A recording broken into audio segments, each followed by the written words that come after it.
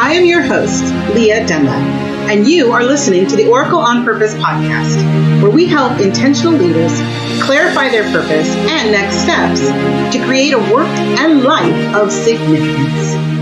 Hello, friends. Oh my gosh. How would you like to know how not to panic in the face when everything seems lost? How would you like to know how not to panic when all seems lost? Everything seems like it's falling apart. I have a great story about a client that I was just talking to the other day. And believe me, her January wasn't going as she wanted or expected or desired in any way. In fact, she basically said, January can go, you know what? It's true. That's what she said. Fill in the blank as you will. That being said, what I want to share is what happened next. You see, when we feel as if like our back is against the wall, nothing's going right, everything we touch is turning to not gold, we can tend to choose the path of panic. And the path of panic means that we are completely losing our mind, grasping at straws, perhaps even hyperventilating, right? We're really in a state of panic. And when we're in that state, what feels like it might make sense is that we're, dealing with the issues. We're jumping around and trying to put out fires. We're responding to what seems to be falling apart all around us. It's almost like a knee-jerk reaction. The thing is, that's not helpful. I'm going to say 9 times out of 10, probably even 100% of the time, frankly. If I'm being 100% honest with you, after 28 actually now, years of working with people in a state of panic, I will tell you that more often than not, almost every single time, what they walk away from me with is the confidence and the clarity that they have a way to move through whatever the situation is without panicking. Right? So number one, don't panic, right? There's a great scene in a movie called Couples Retreat. There's a great line that says, he said not to panic, right? But even when we say that, it's like it suddenly sets off all the alarm bells. It's like an automatic response, right? To panic when we are looking at things that seem like they're not going well. When we are looking at things and it feels as if everything we're trying is making it worse. Does this sound familiar? All right, I'm about to kind of break down what we walk through and what you can walk through, right? So this is one of my high-end clients that I work with all the time. And so the information I'm about to give you is gold, right? It's something that my clients actually pay me for. So come on over, grab a pen, get ready to write it down, stick it on a Post-it note, put it on your desk, right? So be ready, because this is a tool, this is a way for you to kind of break that state, because it is just that. It's a state of being. So I'm Leah Dunlap, the Oracle on Purpose. I help and guide leaders and entrepreneurs so that they can understand and find and follow their purpose, what they really are meant to do here in the world, right? So they can have that sense of what they are about and where they're going, and that they can find that on the path to their own abundance, to millions, very often with my clients. So when we have our calls, we talk about what's going on, what's up, what are they working on? And like I said, this particular client had come to the call with a lot on her plate. Most people, I would say, if they were standing in her shoes, would have given up already. So the good news is I work with clients who are so phenomenal, so driven that, it's very rare they're going to give up entirely. However, what we're wanting is not that you have to either choose between giving up or just suffering through, or, being in that state of panic that just causes you to just do so much plate spinning, right? Does that sound that makes sense to you? It's plate spinning, where you're just kind of handling this thing right here and then handling that thing right there and then running back and forth and never feeling. Ooh, it just gets me, even just, saying that. It's like, ugh. You're never feeling centered. You're never feeling balanced or aligned or on purpose. So step number 1, are you ready for this? Hold on, this little thing's doing something.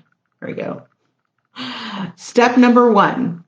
Step number 1 is breathe. I'm going to tell on myself here. One of the greatest resources that I have is my body worker. And just today I was reminded of the importance of breath. Not just the shallow, unintended breath, but mindful breathing, like to really be present in your body. So number 1, be here. And to be here, lean into breathing. Lean into your very own breath. So I can tell you a little bit, like this is coming secondhand, right? But this is important, which is that when we are breathing from our belly and really working our diaphragm, we're causing a whole host of misalignment in our actual body, in our skeletal system. But the funniest or most interesting piece of that to me is what he was talking to me about today was when we are doing that, what we're really doing is sending a signal to our system, to our body, to our being, that we are in fight or flight mode, right? There it is. Panic, breath. Proper breath is the first step out of that fight or flight energy. So number 1, breathe. Take not just a deep breath. Take a full, purposeful, lung expanding breath. That's number 1. Okay? So number 1 is take a deep breath. Take a purposeful, intentional, full body breath. Now, from that place, number 2, this one is a stretch for most people, so don't feel bad if you don't get this right the first time. But number 2 is really to take an objective look at the situation. And as you're giving yourself, the space energetically to step back, look at what is happening in the experience that you're having that could actually be a result of something you have called in. Now, this is where it gets a little bit tricky for most people to do on their own, especially if they're in panic mode. So the second step is really to give yourself space to review what's happening from an objective lens.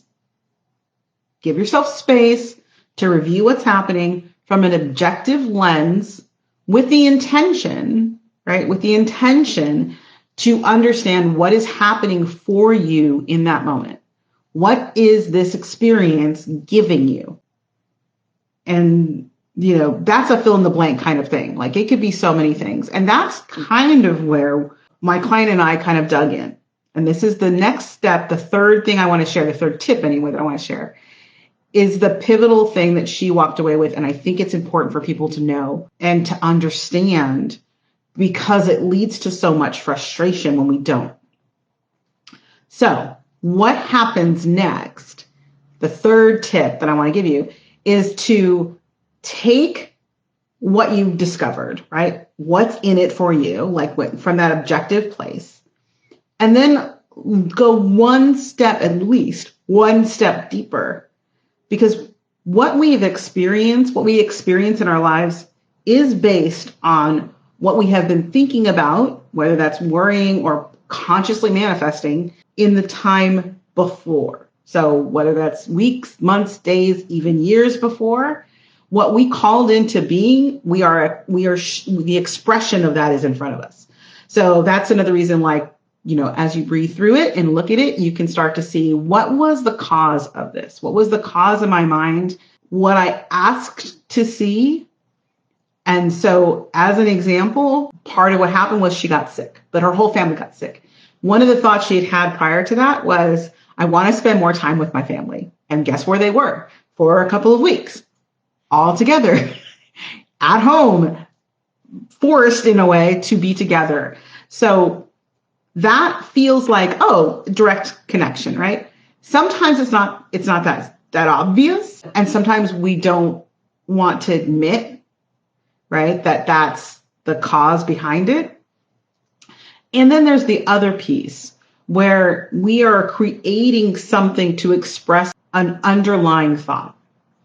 So this third tip is to understand what is the underlying belief. It can be called, the sponsoring thought that created this opportunity in this experience. So that last piece, for example, is where we create this window of opportunity in front of us to prove to ourselves that belief or underlying thought is valid. So if you think, inside somewhere, perhaps not really consciously, but at least maybe subconsciously or just beneath our known consciousness, that ultimately you're not worthy of success. What this could look like, the experience you could have then is that you get your head in line, right? You say, I'm going to make $100,000 this quarter.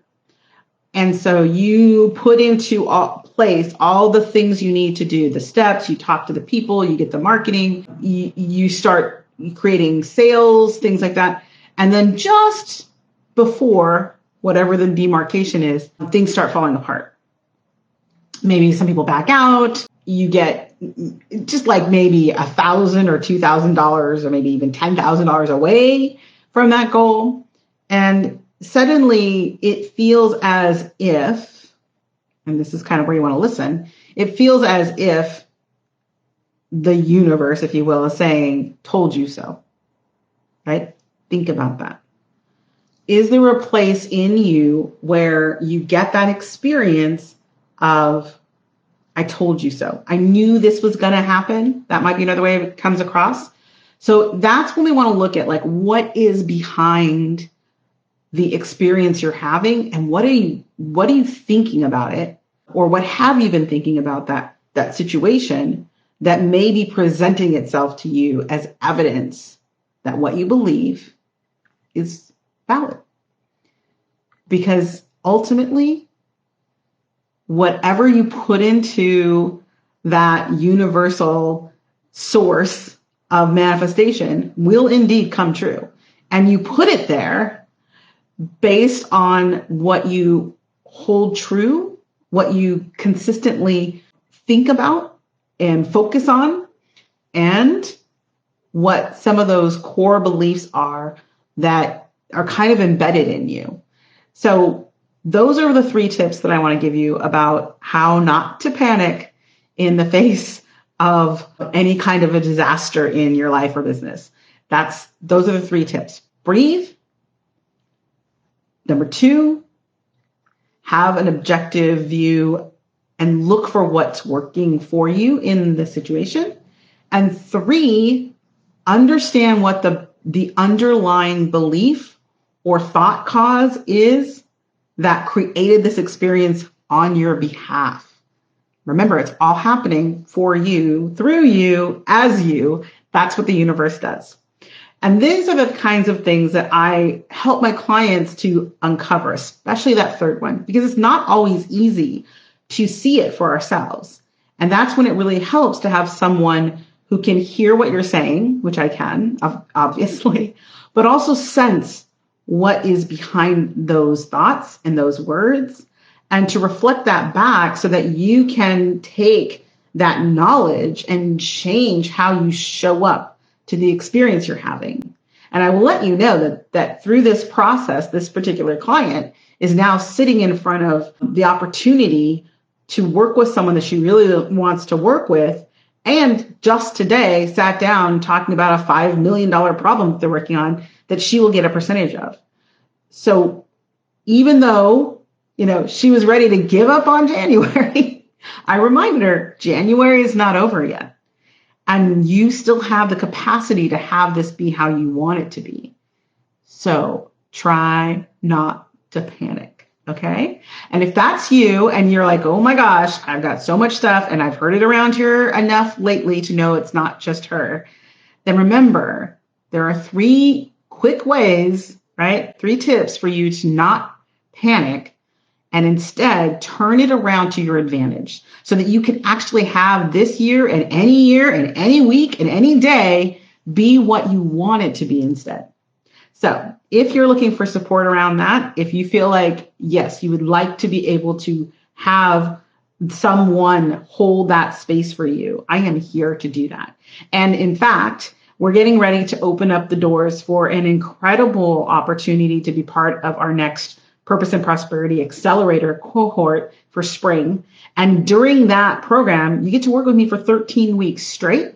And on top of just having that weekly dialogue of what's going on for you, we have an entire suite of tools and resources for you to really walk from step 1 to step 6 to really create massive shift in your life, to have an alignment to your purpose and prosperity all in one big bundle in 90 short days. So if you're interested, take a look below, find the link, check it out. Like I said, we'll be getting started next month, and we're really excited to have another crew of cohorts there. Many people are coming back, so seating is limited. We do keep the space small so that we can really show up and I can support each of you as intimately as possible. So again, remember, there are 3 quick ways not to panic. Breathe, take an objective view, and then look at the underlying thought or belief that is creating your experience. All right, that's it for me. I'm Leah Dunlap, Oracle on Purpose. Remember, you are absolutely here on purpose. Thanks for tuning in to the Oracle on Purpose show. If you found value in this episode, we'd appreciate you leaving a comment. Also, you can subscribe and ring the bell if you haven't yet. If you'd like to get clear on your highest vision and next steps, go to oracleonpurpose.com. See you next week.